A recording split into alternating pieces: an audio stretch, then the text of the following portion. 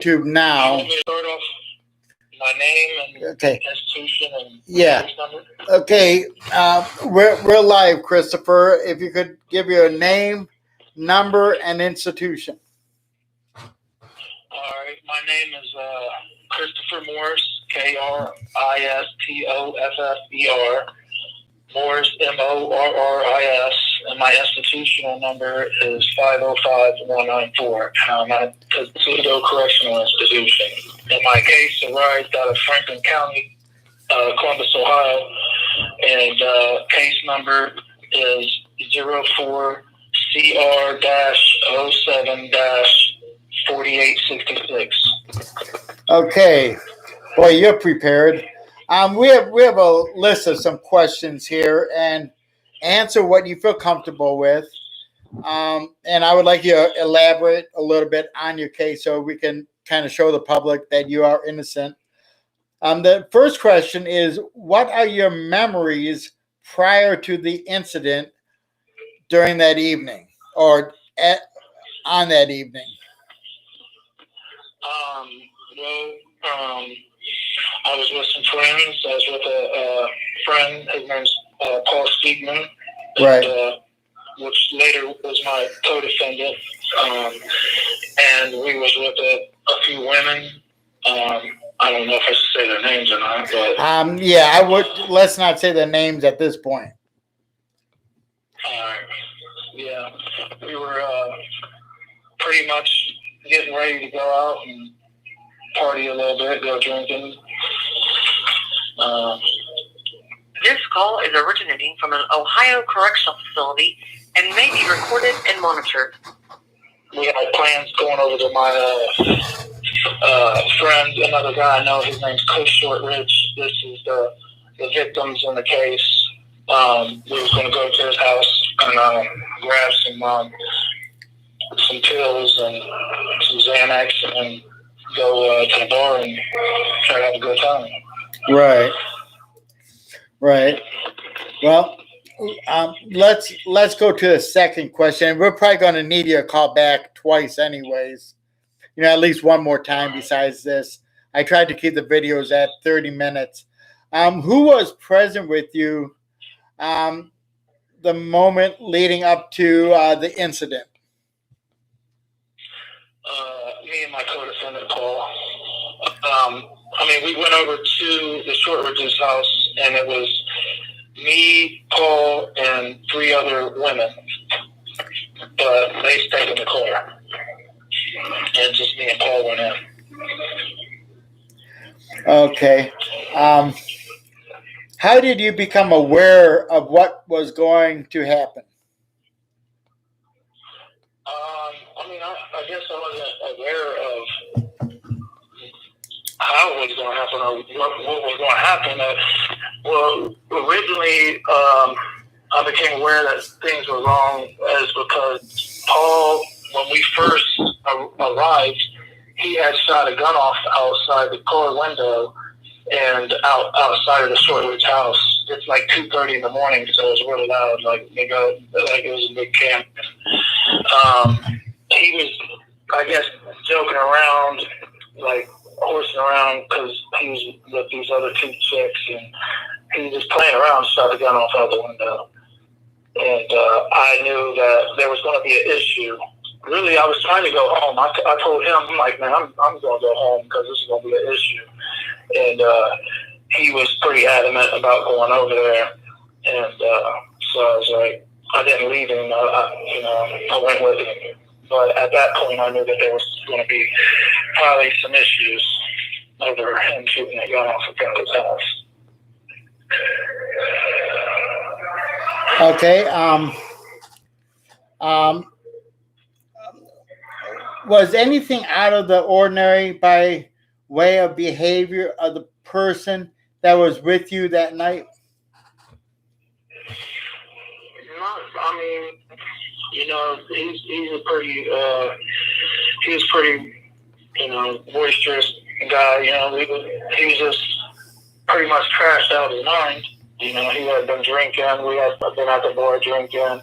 He took several Xanax, so And I had took several Xanax too, and we was both drinking. And we was pretty much intoxicated, and not in the right mind frame. What? Right. What happened during the event that occurred?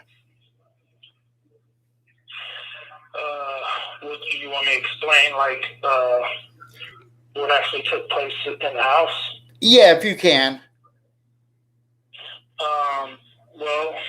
An argument ensued about the gunshot that Paul shot up on the street. This call is originating from an Ohio correctional facility and may be recorded and monitored. So Cliff's family, so his wife and his daughter and some other people were still partying on the porch. Me and Paul went in. Paul went in first, and then I straddled up on him because I was going to leave, but I didn't want to leave him there, so I ended up coming with him, but I was over there behind him. So by the time I got to the porch, they would tell me go in, and Paul had already went in. I went in. So the Shortridges had a family friend from West Virginia. I guess he was supposed to be their bodyguard. Because of the Shortridges, he sold drugs. He was a fence for stolen property, and he ran a tree cutting service, a legit tree cutting service. So that guy from West Virginia was, I guess, their bodyguard or whatnot. But when we went in, Paul was talking to, and his name's Russell. So he's talking to Russell, the bodyguard, and Chris Shortridge is the father, and he came out from the back area of the house, and we were talking, and it was just small talk, and then Chris' wife came from the porch and from behind me, and she was like, well, you know that these dudes just shot a gun off outside, right? And Cliff is a really belligerent person, he's like, 6'2", 6'3", probably 300 pounds. So he starts going into a rage about the gunshot and telling us, I'll show you bitches how to use a gun and this, that, and the third. And so he starts walking to his back towards his bedroom again, and tells the dude Russell, his buddy, to watch us. And Russell started reaching for his gun and pulling it out. And Paul automatically pulls his gun out and shoots Russell. Shoots him like 6 to 8 times. And then he ran back to the back of the house where Cliff had just went. And Paul later, I asked him, like, why'd you run back there? And he was like, well, I didn't want him to shoot us in the back on the way out. So when he went to the back, he encountered Cliff. But at the same time, Cliff's 17-year-old son starts coming out from the back bedroom. And Paul said he had a shotgun. So he shot him and then turned the gun on Cliff and shot Cliff in the chest. But Cliff, turned sideways, and he's a bigger dude, so just went straight through his breast area, chest. And he jumped on the floor and acted like he was dead, but he wasn't. Right. And I was just stuck in the living room or in the kitchen, dining area. I'm just like, what just happened? It just happened so fast, and all the gunshots, and I was just stuck, froze, standing still. And the last thing I remember is Paul telling me, come on, let's go. And we took off out the front door and ran to the cars and took off. Right. Okay, what were the events that occurred once the police were present and searching? I'm not for sure, but I know from the questioning and my trial. This call is originating from an Ohio correctional facility and may be recorded and monitored. I know that So Jeter is the wife, and she was on the front porch, and her daughter and somebody else. Her statement to the police was that all of their statements were they don't know who came in there and shot, and Right. they didn't know who came there and shot. So, but she said though that we ran into their front yard and started shooting through the front yard and ran into the house and started shooting in the house. Right. But that was proved to be a lie because the detective said, well, we canvassed the whole front yard and took one of them. They got these things on wheels that like collect anything like anything that would be in the yard, and there was no shell casings in the yard. Right. He said they found no shell casings in the yard. I know that they said that nothing was taken, that there was nothing taken, that there was large amounts of money in the bedroom, and nothing in the house was taken at all. But a theory of my own, I don't know if you want theories, but I think that their son died, the 17-year-old, because he got shot in the upper shoulder. So it wasn't like a kill shot, but so it's like I guess the bullet went in and nicked the artery or something, and he bled out. But my theory is that what they did was, while maybe he was dying on the floor, they was trying to get the drugs and stuff out of the house. So when the police came, they wouldn't find a whole bunch of stuff in the house. Right. And, maybe he bled out during that situation, but that's just my theory. I'm not, Right.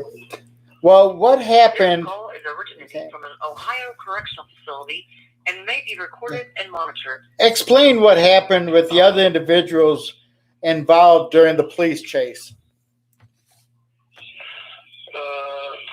During the police chase, well, my co-defendant committed suicide, and he blew his head off with the same gun that was used in the house, and all the shell casings were contributed to. So,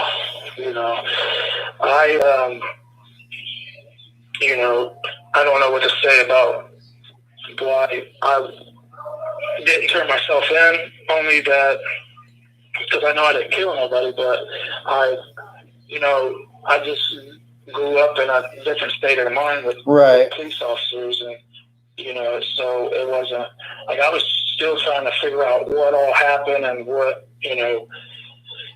I didn't know what was going on. I was on the news. It said that my buddy murdered these two people, and I was just freaked out. I wasn't trying to turn myself in. I mean, I wanted to talk to somebody about it, but I wasn't, Right. Well, what happened when you were brought into custody? They asked me if I had anything to say, and I said no, because again, the culture I grew up in, you don't talk to police. Right. I had been involved in crime, and I've been locked up a couple of times before that, so I know that when they try to question you, you just say, no, I want to talk to a lawyer. Right. Because they're not looking out for your best interest. Hey, was there anything significant during your questioning that you can recall? No, I just, they're just making fun about my dude killing himself, basically. Trying to agitate me, I guess. But, I didn't talk to him. I just said, I want to talk to my lawyer. Right. How long were you held in the county jail prior to your trial? 16 months. Wow. Yeah. It was a long time to be stuck in there. I think that's like a tactic of the state to leave you in there for a long period of time. So you're like, basically, I'll take any deal, or, I think it's a tactic that they use. Right. It's a long time to be in the county jail. Right. What was your bail set at? I didn't have any bill, and then they reset it to like $1 million, something I couldn't even afford. Yeah, well, and right there is a violation of the Eighth Amendment, anyways. Right. But was there anything you can recall that stands out during jury selection? Not much as what stood out in jury selection, because I really didn't know what they were doing. But there were some things that were wrong with the jury, but I think you're going to ask me here a couple more questions. Yeah. Well, at any time, do you feel the jury was tampered with, and how so? All right. So one time during the trial, my sister brought up to my lawyer's attention that my co-defendant's mother, which basically blames me for her son's death. She was riding up and down in the elevators with jury members, telling them how much, her son was a teddy bear. He would have never done this. I was, basically pushing him to do this, or he wouldn't have done it without me. Like he was just a big teddy bear any other time, And so my lawyers did bring it to. They didn't put it on record, This call is originating from an Ohio correctional facility and may be recorded and monitored. But they did bring it to the prosecutor's attention, and the prosecution told my co-defendant's mom she couldn't show up at the trial anymore. But one big thing, though, that happened with the jury was a jury member told the judge that they had been getting phone calls from the county jail, and they think I've been calling them. So my judge told my lawyers, the bailiffs. Lawyers asked me if I've been calling. I said no. They said, well, they're about to run a check on your phone number line and see if you've been making phone calls or if anybody's been making phone calls. My lawyers told the judge, hey, well, listen, bring the jury member out so we can all question them, see if they can remain, they're not biased by the situation. And the judge was like, well, listen, I'm not trying to scare him right now, so we'll do it later. And this is in my court transcripts, but he never does it later. And that's it's automatic,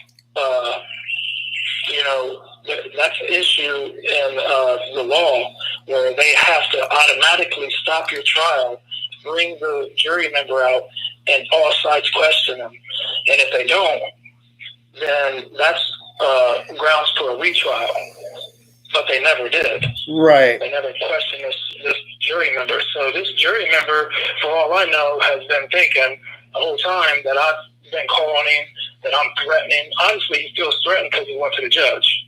Right. Him or her.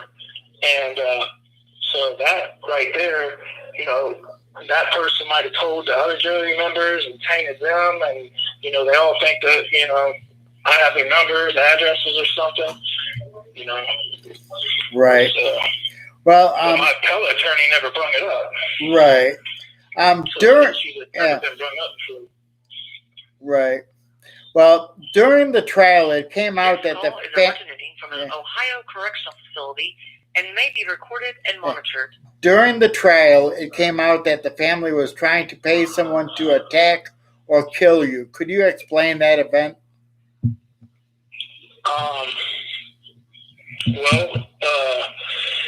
It came out during my trial that they were trying to hire other inmates already in prison to kill me once I came to prison. And so that whole issue was explored, and letters was brought in about what they said to this particular person, and it was just brought to the court's attention that they were hiring people to kill me, which they never even charged them for doing that, even though they had the evidence that they did hire people to kill me.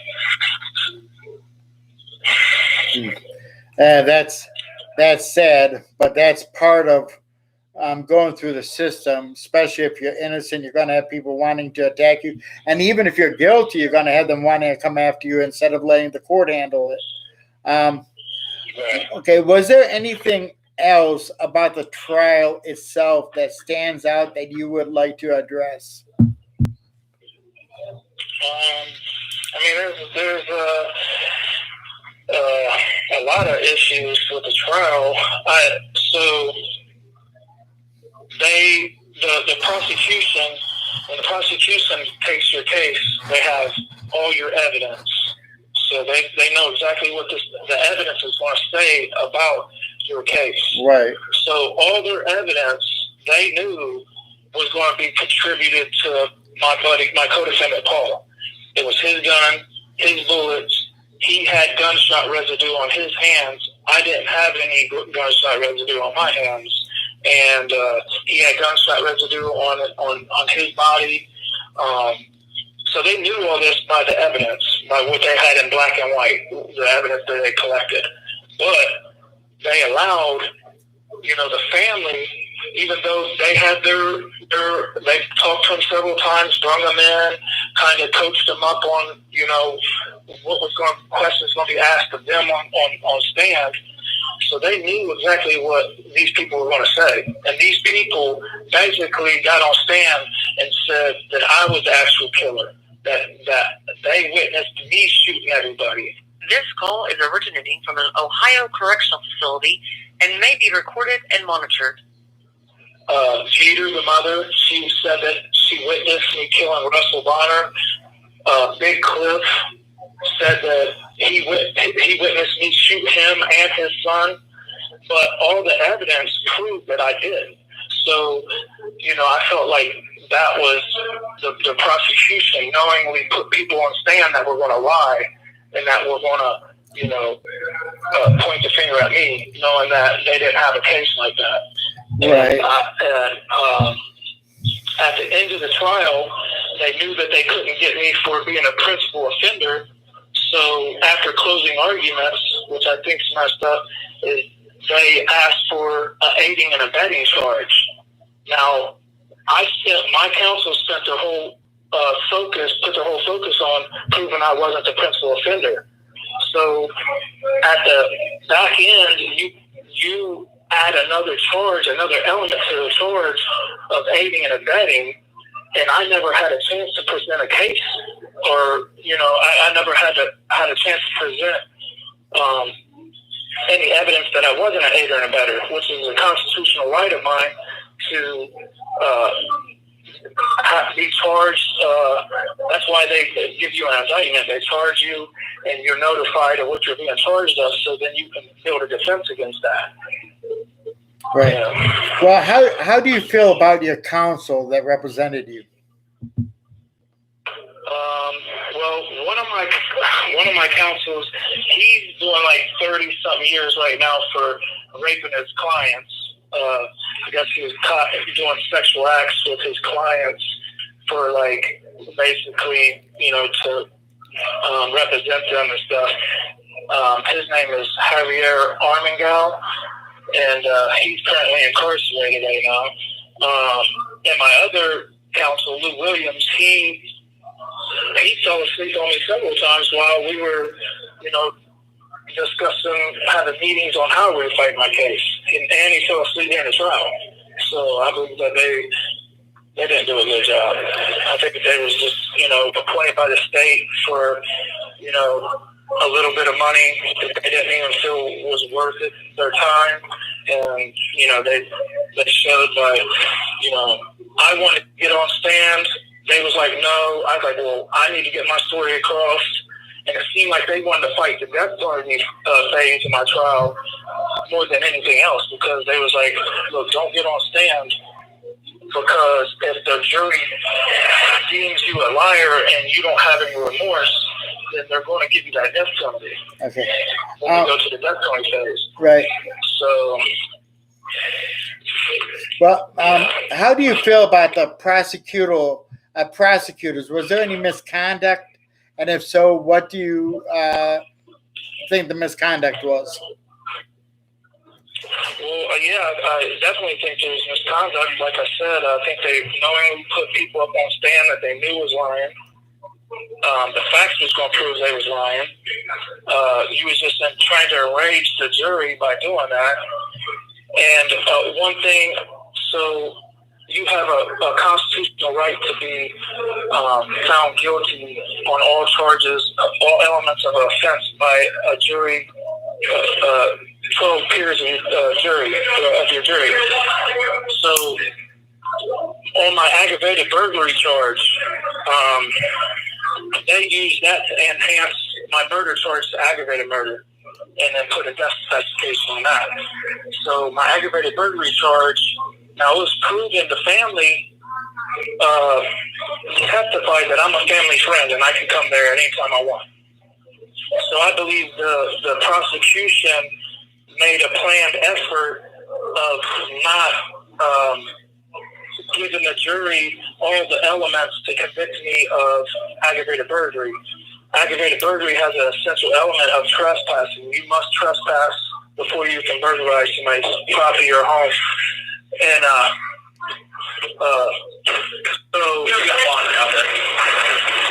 Okay. Was there any issues with the judge that you can recall?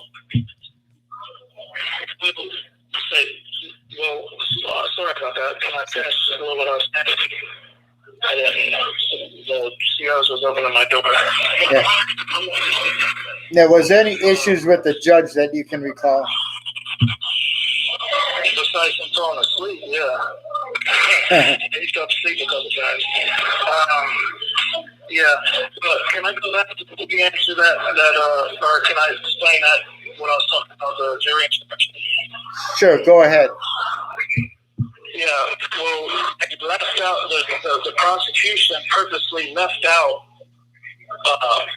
the crime and element of trespassing to aggravated burglary, because at the end of the trial, your judge gives the jury's instructions on all the crimes, the elements, and how to find you guilty. This call is originating from an Ohio correctional facility and may be recorded and monitored. So they left out a part of the aggravated burglary instruction is trespass.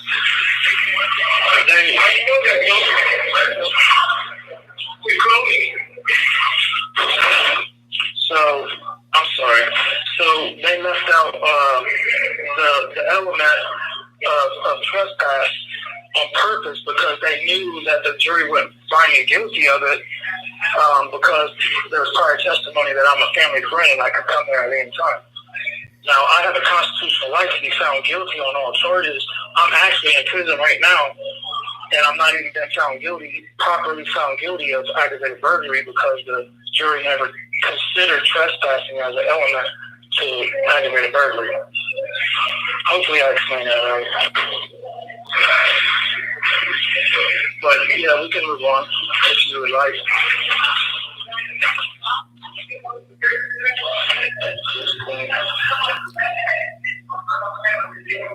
You have 1 minute remaining. Would you like me to call you back? Sure. Well, there's only one question left. Let's do that next week, okay? All right. We'll do it part 2 next week, brother. Okay? Yep. Okay, and we appreciate you calling in. Okay, thank you. And part of what Change is doing is bringing awareness on, being a platform for so many people that have been mistreated by the courts, wrongfully convicted, along with, the pro board, as corrupt as they are in the state of Ohio. We work on fair treatment of those behind bars. You could check out our website at www.changestartswithusohio.org. Again, that is www.changestartswithusohio.org. And, we appreciate all the support this coming Saturday. We're having a Christmas signing at our house. If you'd like to donate any stamps, you could mail them to 1141 Oakwood Avenue, Columbus, Ohio 43206. That all will help, and we really appreciate each and every one of you. Have yourself a great, great night.